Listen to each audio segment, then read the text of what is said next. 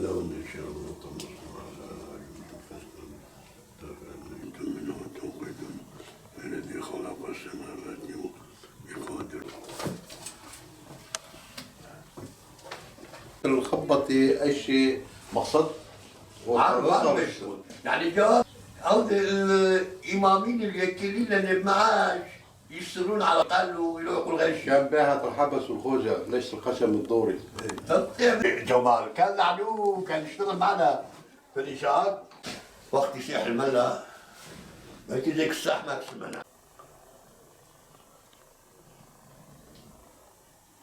Vallahi 7-8 yaşlarından başladım. Çırak olarak bu çarşıya geldim.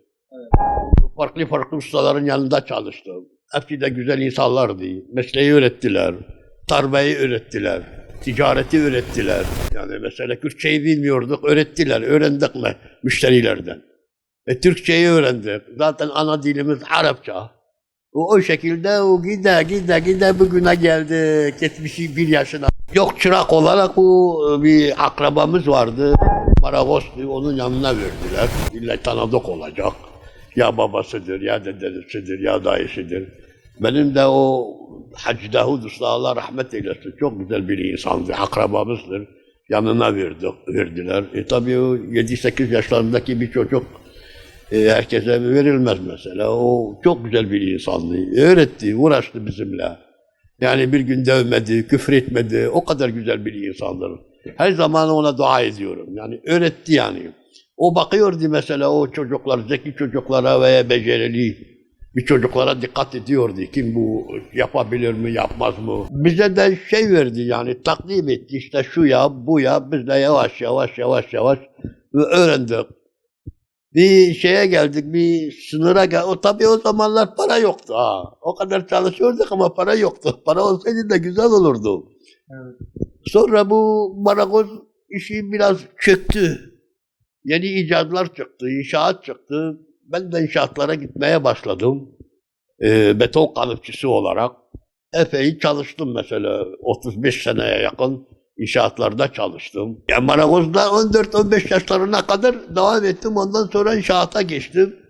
Marangozluğu bildiğim için kalıpçılık da şeye yakındır. Marangozluğa yakındır. Aynı şeyden geliyor. Tabii orada çalıştık inşaatlarda. Resmi çalıştık yani resmi binalarda, müteahhitlerin yanında. Zortalı gösterdiler o zamanlar. Gerçi tam olarak göstermediler de yani 3 ayın mesela diyelim ki 6 ay çalıştık orada. 6 ay çalışıyorsun bir bakıyorsun ki sigortada 2 ayın var. Kesiyorlardı oradan. Bu bilinen bir şeydir yani. Bu gerçektir yani. Bu herkes uyansın. Yani bu hemen bir şey gibi nasıl bir suç duyurusu mu diyorlar. Yani bir gün bu işçi çalıştıran tam günü gününe zortalığı yattırmıyor. Çalıştırdığını zortasını yattırmıyor. Bu böyledir. Mesela benim 35 seneye yakın inşaatlarda çalıştım. Zorla ya askerlik şeysini de yattırdım. Borcumu zorla 5000 günümü doldurdum. Bu böyledir. Eyvallah ailede şeydir yani dindar bir aile. Yani dinlerine bağlı, bu harama karşı, bu güzel konuşmamaya karşı. Tabii mahallede öyleydi. Mesela konu komşu herkes yani hemen hemen dinine bağlıydı. Böyle şimdiki gibi gençler gibi değil. Yani mesela bir genç komşusunu görünce kenara çekiliyordu. Bir öğrenci öğretmenine görünce caddede kenara çekiliyordu. Bir saygı vardı. Sevgi vardı. Bugünün şeysi yok. Yani gençleri bitirdiler. Yazık oldu. Görüyoruz mesela bayanlar cadde ortasında elinde sigara vardı. Bayan o cadde o sigara görülmeyen bir şeydir yani. Bu bölge bu kaldırılmıyor bu şeyleri. Böyle saygı sevgi var da millet mesela gidiyorduk, camilere gidiyorduk. Bazı hocaları dinliyorduk. Öyle. İki ahlakı terbiyesi o plandaydı bizim ailede. Namaz kılmayanlar eskiden kız vermezlerdi. Kız tarafı. İlkken sordukları şey bu genç namaz kılıyor mu? Evet mi hayır mı? Eğer kılmıyorsa diyor ki gitsin namaz kılsın, namazı öğrensin, namaz kılsın ondan sonra gelsin evlensin. Aile kursun. Şimdi o yok. Nedir? Yenişehir'de dairesi var mı? Arabası var mı? Ne çalışıyor? Ne yapıyor? Sordukları şeye bak. Rızkı veren Allah'tır ya. Yani devlet kapısı vermiyor. Rızkı veren Allah'tır. Yeter ki sen mücadele edeceksin. Rızkını talep edeceksin helal olarak. Yoksa bu şeylere düşürdüler, o gençleri bitirdiler yani yazık günahtır. Ustamız şöyle yapıyor. Oğlum bu diyelim ki bu kar küreği yapabiliyor musun? Öğretiyordu önceden. Ondan sonra biz de yapıyorduk. O da gelip kontrol olurdu. Olmuş veya olmamış. Hatalarımızı söylüyordu. Tekrarında düzeltiyorduk. O şekilde yani. Bir işi gösterdiği zaman üstüne duruyordu. O gelip kontrol ediyordu. Ondan sonra ikinci bir nokta şöyle diyordu. O da bir şey gibidir yani bir şifre gibidir. Diyordu bir işi yaptığınız zaman önce kendinizi beğenin. Yani siz beğeneceksiniz o işinizi. Ondan sonra müşteriye beğendireceksiniz. Sizin gibi mesela kendinize yapmış gibi yapın. Böyle müşteridir gelip götürsün, bir gün sonra veya bir ay sonra karılsın, gelsin başkasını alsın, o kafayla değil. Öyle yani etibarlı çalışacaksınız, Allah'a güveneceksiniz, Allah'tan doğal olarak yardım edeceksiniz. Her işe başladığınızdan Bismillah çekeceksiniz. O şekilde. El ile, el emeğidir. Mesela dikkat edecek. Mesela ben bugün bu sandalyeyi yapıyorum. Güzel bir şekilde, bildiğim kadarıyla. Güzel bir şekilde yaptığımda tamamdır. Ama aşırıya satmamak için. Diyelim ki 50 liraya mal oldu. 300 liraya satamam. 200 liraya da satamam. 50 liraya mal olduysa en fazla 80-90 liraya. Çünkü kira dükkanı var, dükkanın kirası var, elektriği var. O şekilde. Şimdikiler öyle değil. Bir yerde bir şey 10 liraya alıyor, o bir taraftan 20 liraya satıyor, %100. Nereden görülmüş bu şey? O fazladır, o haramdır, haramdır. Hırsızlık gibidir o. Yakin billah hırsızlık gibidir. İstedikleri alime sorsunlar. %100 kar haramdır. Ne olacak? Çünkü bunu alan da yani garibandır veya zengin olsun, fakir olsun fark etmez. Bunu 50 liraya mı mal ettin kardeşim? Kiranı düşüreceksin, bilmem ne maliyetini. Sana %10, en fazla %5. Ama İslam'da mesela kar haddi yok ama vicdan var. Vicdanı kollayacaksın orada. %100 nereden görülmüş kar edeceksin? Abi o husrandadır, o insanlar zarardadır. Yani kendilerine kötülük yapıyorlar. O zannetmesinler ki biz fazla kazanıyoruz. Ne olacak ki bu mal? Onun değildir ki o.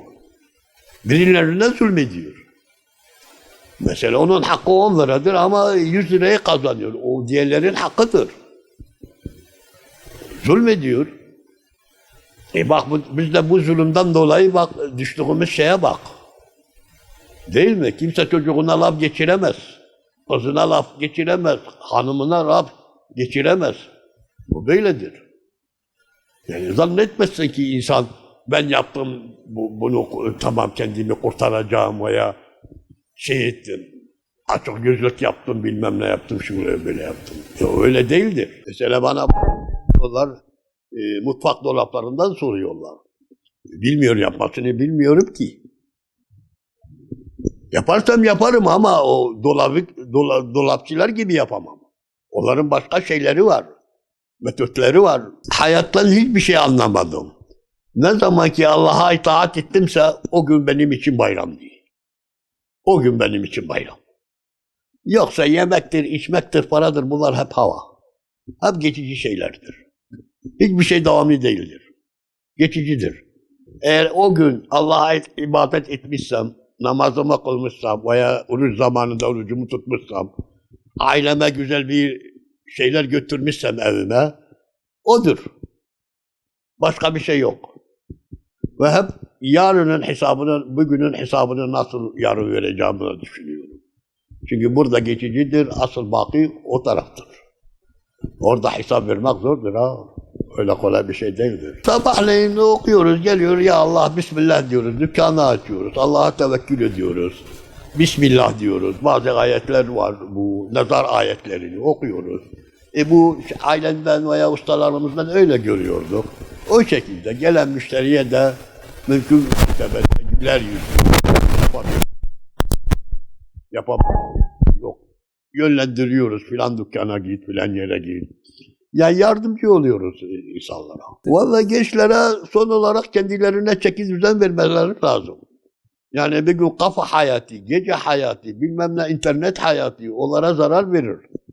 Gerçekten onlara zarar verir. Bir uyanacaklar bakmış ki adam 30 yaşına gelmiş, ne evlenmiş, ne çoluk, ne çocuk, ne bir şey. Ben 19 yaşında evlendim. 21-22 yaşlarına gelince bir oğlum oldu. Şimdi o çocuk şeydir, bir 10 sene imamlık yaptı. Şimdi de öğretmenlik yapıyor. Diğer oğlum konsolos oldu, konsolosluk yaptı Beyrut'ta. O şekil. Yani bu şekilde ama şimdi bakmışsın ki 35 yaşına gelmiş adam. Kardeşim ne yapıyorsun, ne ediyorsun? Valla takılıyorum. Ne takıyorsun, ne takması kardeşim? Nereye takılıyorsun? Kahvelere, kafalara, bilmem ne bil gayri meşru şeylerle. Bu internet dedikleri ben onlardan anlamıyorum ya. İnternet diyorlar nedir, nasıldır bilmiyorum. Evdeki şey kombi arıza mı ölüyor, yapmasını bilmiyorum. İstesem yaparım. Hevesli değilim. Yani uğraşmak istemiyorum. Hep yarını düşünüyoruz. Yarın. Abi düşünmezsen olmaz ki. Mesela düşüneceksin ben akşama kadar acaba sağ kalabilecek miyim? Ya o da var. Değil mi? Böyledir. Gençler böyle kendilerine dikkat etsinler. Bu şeyler bu lüks hayat, sahte hayat kimseye bir yere götüremez. Adam pişman olacak ama o pişmanlık geçecek. Mesela kabir ahli alimlere göre temenni ediyor adam kalkıp 2 rekat namaz kılacak. Geçti artık. Tek temennileri odur. Çünkü orayı gerçeği görecek, yaptıklarını orada her şey tek önüne çıkacak harita gibi. Öyledir. Allah gençlerimize yardımcı olsun. Devletimize, Allah devletimize zeval vermesin. Devlet idarecilerine Allah onlara rahmet etsin. Biraz da millete biraz etsinler. Yani nasıl diyeyim ki bu alçak gönülle baksınlar. Böyle üstten bakmasınlar. Değil mi? Üstten baktıkları zaman o ziyanda, o zarar ederler. Biz zannediyoruz ki bazılarına zarar vereceğiz. Ama zararı kendimize veriyoruz. Ya. Vallahi kalmadı. Yani 3 kişi kaldı. Yani benim gidecek yerim yok. Ama evden geliyorum. Akşama kadar vakit namazlarına camiye gidiyoruz. O şekilde şimdi. İkindi namazından sonra inşallah eve döneceğiz. O ailemizle geçireceğiz. Budur yani. Budur yani. Başka bir şeyimiz kalmadı yani. Yaş da ilerledi. Yani bir fazla işte yapamayız. İstesek de yapamayız. O sıhhat, o sağlık şey kalmadı yani. İdare ediyoruz. Ya yetiyor. Emekliyiz. Devletin verdiği şey yetiyor veya yetmiyor.